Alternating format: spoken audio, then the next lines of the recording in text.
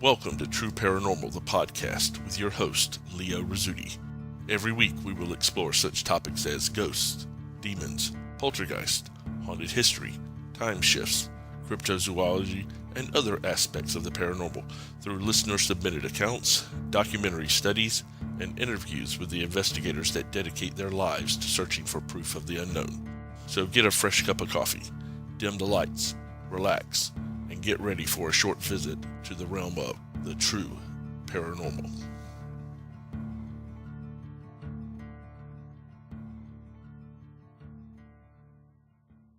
Hi guys, Leo Rizzuti here. Welcome to another episode of True Paranormal, the podcast. Since a lot of you guys were asking last week, yes, I am actually making maple syrup. That was not just a joke. My father-in-law and my mother-in-law have a farm up in Thompson, Ohio, where the primary thing to do out there is either sit in the barn and drink beer or make maple syrup. So this year I decided to jump into making maple syrup, and looks like we're going to have a pretty good year, except for the fact that I only got about a quarter of the trees tapped that I was planning on tapping. So not going to be the waterfall of syrup that I had planned, but still going to be a pretty good crop. At any rate, you guys didn't listen to this podcast to hear me ramble about making maple syrup or anything like that. You guys came here to hear listener stories. So let's go ahead and jump right into those. Our first story this week comes from Ray, and he has titled it, My Aunt and Uncle's House. Okay, Ray, let's see what you sent us. In early 1986, my aunt and uncle moved from Queens to New Rochelle. They bought a fairly decent house which needed a lot of fixing. For most of the summer, my parents and I went up on weekends to help out. When it was done, the fixer-upper had become a spectacular home. In December of that year, my aunt and uncle asked my mom to watch my cousins while they went to a company Christmas party. I tagged along, eager to spend a night staying up late and fooling around with my cousins. Around 2 a.m., I woke to hear the sounds of my aunt and uncle coming home. I heard someone moving around downstairs and then began to come up the steps. So I got out of bed and went to greet them. Of course, there was no one there. No one on the steps, and no one else in the house. I quickly returned to my room. A little while later, I began to hear sounds coming from the attic. Again, it sounded like footsteps. After a while of being frightened out of my mind, they went away. The next morning, when I discovered my aunt and uncle had not gotten home until later in the morning, I told everyone what had happened. Naturally, they laughed and said that I dreamed it, that it was the product of my overactive imagination. After a while, I agreed with them and discarded the whole thing.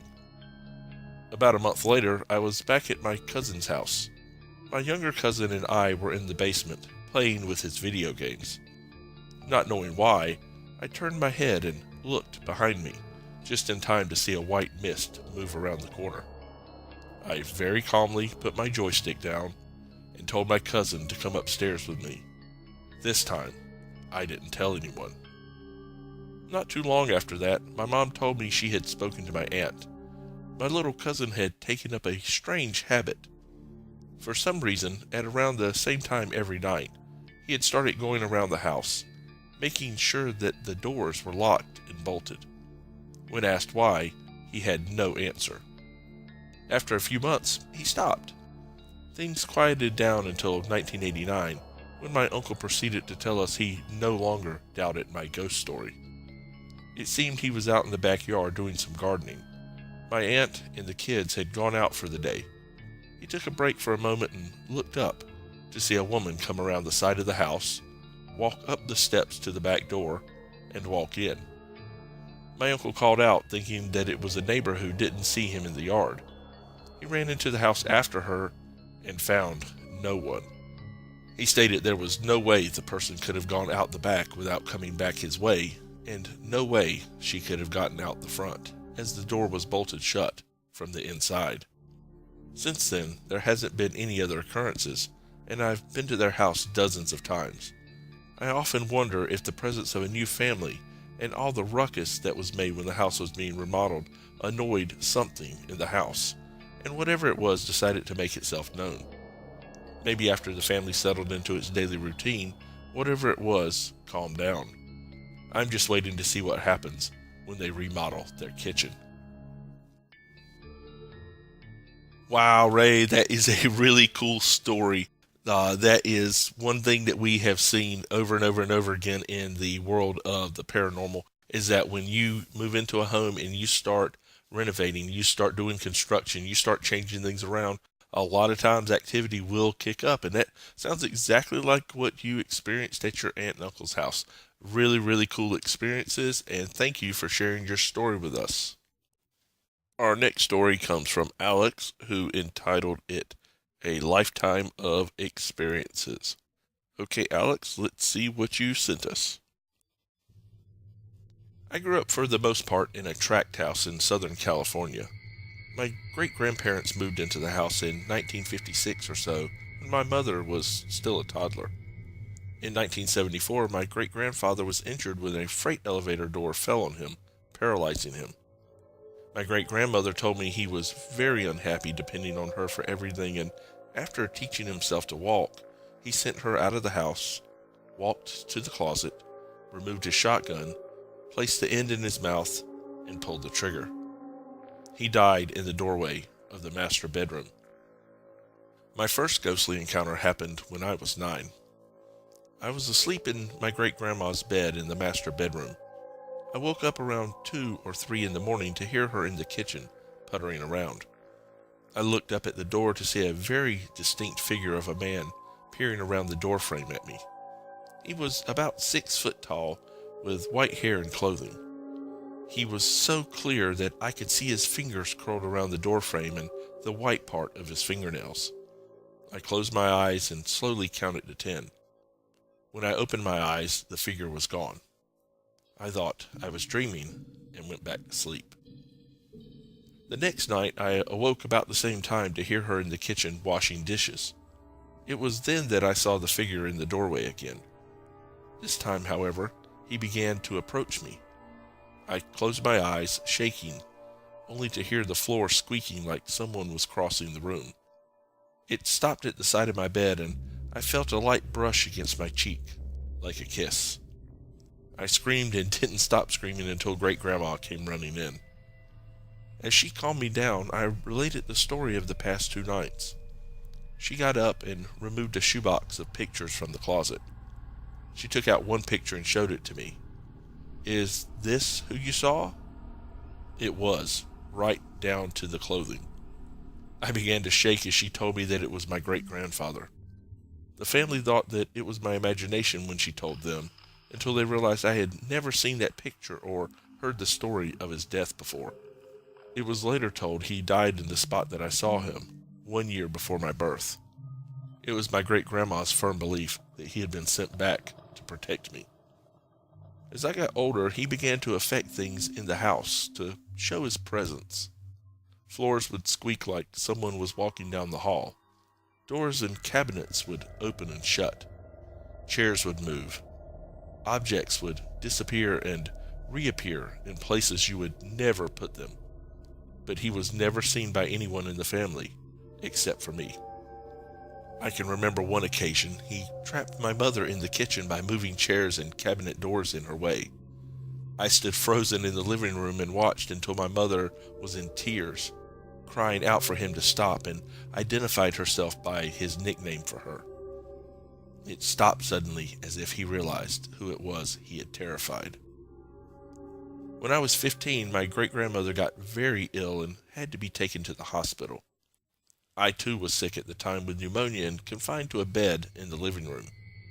My great-grandfather got more active then. You could hear him pacing the hall at all hours. He would do things he had done in life, like walk down the hall to use the bathroom. I'm probably the only person in the world whose ghost uses the toilet. Several times he walked out to check on me. I felt his presence as he came in and sat down on my bed. I felt the bed sink with his weight and reached out to feel the sunken area, but there was nothing there but cold. I looked up to see and hear Great-Grandma's favorite music box begin to play on its own. It got to the point where you could see and hear his path through the house as the front door opened, then shut, and footsteps through the house to the back door, which opened and then shut. Everyone who saw this all agreed it was as if someone had walked in, through, and out of the house. For a week, we all lived in a state of anxiety. Then, the night great-grandma died, it stopped. I swear I could hear her voice in my head, berating him for scaring all of us. After that, he was very quiet, appearing only sporadically. I moved out 2 years ago, and apparently my great-grandfather came with me. When I told my mother, she insisted I search my apartment for something that I might have inadvertently brought from the house. There was nothing. While talking to my mother later on, she says that she thought that perhaps I'm the object that he has attached himself to. After I left home, he seemed to leave the house alone except for isolated incidents. But things happened in my apartment that I couldn't explain except that he was doing them. My keys disappeared and I found them in the freezer. My wallet would also disappear whenever I tried to leave the house, only to reappear behind the TV. Lately, he's even been taking to hiding my birth control pills, which we joke is his way of sending a message. But still, I was the only person to see him until last year. My husband, then my fiancé, got up in the middle of the night to get a drink of water. I woke up just in time to see him jump back from the bedroom door, and he turned to me. "Holy shit! There's somebody in the living room." I got up with him to investigate and found no one. After he told me again exactly what he had seen, I told him who he had seen. If he didn't believe me before, he believes me now. Great-grandfather has even spooked, pardon the pun, my stepfather. I was there visiting and he was lying on the couch, watching TV. He turned to my mom and asked for a blanket, saying he was cold. My mom and I looked at each other since we had both said earlier how hot we were. I got up and ran my hand through the air about 18 inches above his body. It was much colder. I called my mom over and she also said that it was colder above him than the rest of the room. We asked him to sit up. He did, taking a seat on one end of the couch. As my mom and I stood there, we felt the cold spot move past us and center on the couch where he had been lying. I started laughing since how often does a ghost wait patiently for you to scoot over and let him sit down? He's been pretty quiet lately, but every so often I feel like he's here with me. But to this day, I will not sleep alone in that house. Wow, Alex, that is an absolutely amazing story. It sounds like, just as you said in your title, you have had a life full of experiences. I think it's neat that your grandfather has stuck around, or your great-grandfather rather, has stuck around and is showing you that he is not only there, but that he's keeping an eye on you. And it doesn't sound like there's any malevolence to it at all, except for the one incident where he trapped your mom in the kitchen, which of course, he didn't know that that was your mom until she gave him that special nickname that let him know who it was. I think it's really wild that your great-grandfather has not only moved from one location to the other, but has also kind of made it known in your life that he is an intelligent haunt, that he knows what's going on, and he's even sending you possibly little messages. You know, he might want some great-great-grandkids down the road, so he's going to hide your birth control pills, as wild as that sounds. And yes, I've never heard of a ghost using the bathroom, but sounds like you've got one there. Again, thank you very much for sharing your story. That was absolutely awesome. Our last story of the night comes from David, and he has titled it Haunted Colorado. Okay, David, let's jump right into your story. In the summer of 2014, my cousins Savannah, Taylor, and Caleb, along with me, my sister, and my aunt and uncle, went up to an old farmhouse to spend some time there, have fun, and not have to worry about anything. We had everything planned out that we were going to do and how we were going to do it, but we had never planned out the events that happened during the time that we were there at the farmhouse. We were supposed to stay at the house for 2 months. We only stayed there for 3 weeks. The first day we went into the house, it was amazing. I remember thinking, this place is just like a palace. It's huge. The first day we never experienced anything much. I just remember feeling the presence of something maybe there, and every once in a while I would catch a smell of something like rotten meat. The first night we figured out sleeping arrangements with Savannah sleeping on the couch and me on the floor with a sleeping bag in front of the couch. Taylor was sleeping with a sleeping bag on the floor across the room. We were in the living room, so we were by the front door and by the basement staircase. My cousin Caleb said that he would sleep in the basement because there wasn't enough room in any of the other rooms. My aunt and uncle were sleeping in the upstairs bedroom, and so was my sister Jessica. Nothing happened the first night. We were not so lucky after that. The next day was spent exploring the fields and trying to figure out what to do for the rest of our time there. We went to bed early, hoping to get up early the next day. For some reason, I woke up in the middle of the night. I wasn't tired and I couldn't get back to sleep. I sat up and looked around the room. Suddenly, I smelled that same awful, rotted meat smell all around the room, and it got very, very cold. I didn't see anything, so I laid back down, hoping to get tired and fall back asleep. After a few minutes, I gave up. I couldn't get over that terrible smell, and I wasn't really tired at all. I sat back up and looked around again. The first thing my eyes were drawn to was down the hallway in the front door of the house. There I saw the figure of a man, about 7 or 8 feet tall, wearing a black robe, staring at the ground. I freaked out and dove back down, putting the covers over my head. I eventually worked up the courage to peek my eyes out of the covers to see if anything was there anymore. I looked and saw 2 dirty feet, standing about 3 feet from me, its toenails yellow and chipped. The figure started to talk, saying something in a language I have never even heard before. The voice was deep and threatening. I reached my hand out of the covers and grabbed Savannah's foot and started to shake it. I called Savannah's name over and over again. Each time I called her name, the voice would get deeper and more threatening. I finally got tired of it and screamed at the top of my lungs, "Savannah, wake up!" She woke up and the voice stopped. I yelled at her to turn the lights on. She got up and ran across the room to the light switch. She turned the lights on and I hopped out of the covers onto the couch, bawling because of how terrified I was. I looked around the room and nothing was there. Taylor was now awake, looking at me as well as Savannah. I told them what had happened, but Savannah thought that I was just seeing things. That is, until the next day. The next day, we were going to a corn maze.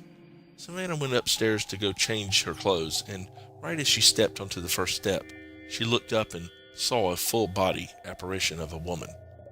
The woman was wearing modern-day clothes, staring at her from the top of the staircase. They stared at each other for about 5 seconds. Then the figure walked back up the stairs, as if she was sleepwalking. She didn't go back upstairs after that. That night, my cousin Caleb was sleeping in the basement and went upstairs when Savannah, Taylor, and I were watching TV. He came up looking like he was shaking like a leaf. He told us that he was being touched by something and voices were saying things to him in a different language than he speaks. He told us that he had been calling our names. At the top of his lungs, but we didn't hear a thing. He looked like he was about to cry. At that moment, everyone knew there was something wrong with this house. My aunt and uncle were never around at the time because they were always out, and even when they came home, they were usually drunk, so they never really experienced anything, but we did. My sister Jessica never experienced anything either until about 5 days after we had gotten there. Jessica was doing her makeup in her room because we were all going out to dinner to get away from the house. She looked down and then looked back up into the mirror and saw a black shadow of a man. She immediately looked behind her, but nothing was there. I would see things like a spoon or something flew across the room, or I would see a figure of something in the corner of my eye. Savannah experienced something else too. She was making ramen soup in the microwave until all of a sudden the only 2 cabinets next to her swung open. Not slowly, but like someone had jerked it open, and almost everything fell out of them, Glasses broke everywhere, and she ended up having to clean it up. The final night, my cousin Caleb got curious and made his own version of a Ouija board with paper and a marker. I told him I didn't want to play with it and that it was a bad idea. He went into the basement anyway and dimmed all the lights, sat down at a table and said, "If there is anything in here, please reveal yourself."